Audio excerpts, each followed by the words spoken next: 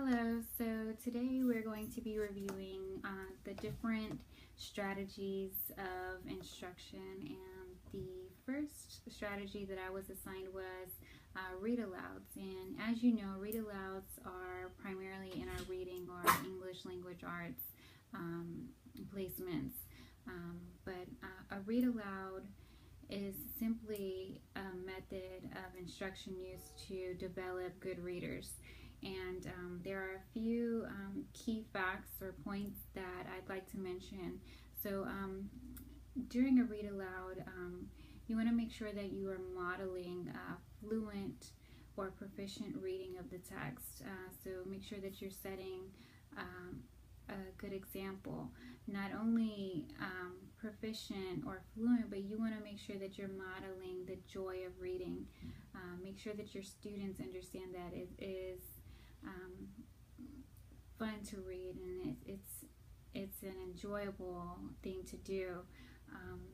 Also allow students to engage or relate to the story or the text. And there's different ways that you can do that. You can do this by simply relating it to their everyday life or an experience that they had. You can engage them by asking higher level questions. You can ask the students what they think the story may be before even reading the book. Maybe just by showing the cover of the book, you can ask them what their prediction of the text is. Again, a read aloud is simply a tool or a strategy used to develop a good reader, and it's defined as an instructional format included formally in elementary reading programs and as an instructional activity in all areas and levels of the curriculum. A primary purpose of a read aloud is to create a community of readers in the classroom and establish a known text as basis for related literacy activities. Reading aloud allows teachers to model important components of literacy such as fluency, expression, and interacting with text while exposing students to vocabulary that is just beyond their instructional level and demonstrating how reading is a source of information and enjoyment. So again, modeling the proficient reading, modeling the enjoyment of reading.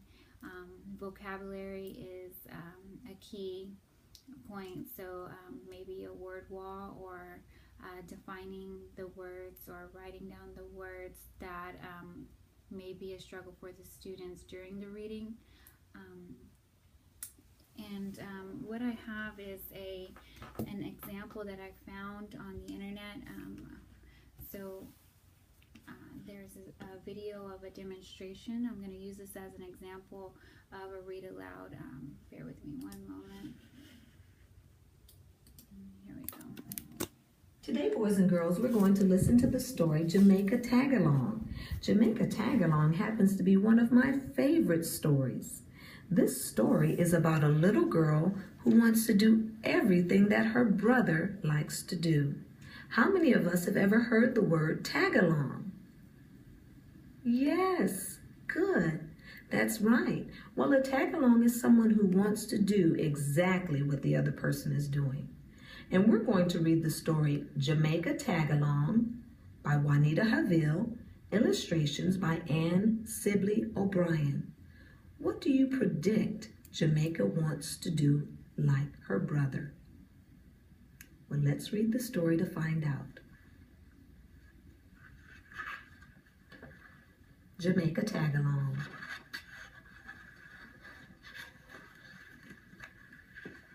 Jamaica ran to the kitchen to answer the phone, but her brother got there first. "It's for me," Ozzie said. Jamaica stayed and listened to him talk. "Sure," Ozzie said. "I'll meet you at the court."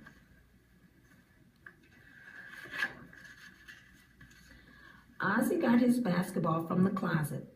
"I'm going to shoot baskets with Buzz." "Can I come too?" Jamaica said. I don't have anything to do.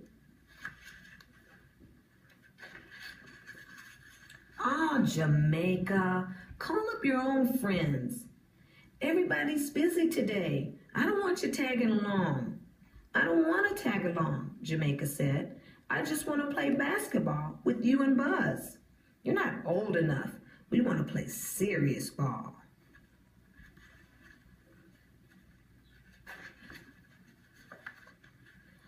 Ozzy dribbled his basketball down the sidewalk.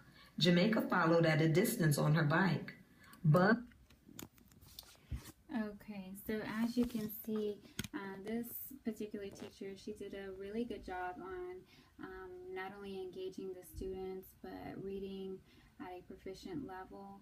And to me, she showed a very, she seemed like she enjoyed reading. So those were some of the key features of a read aloud. So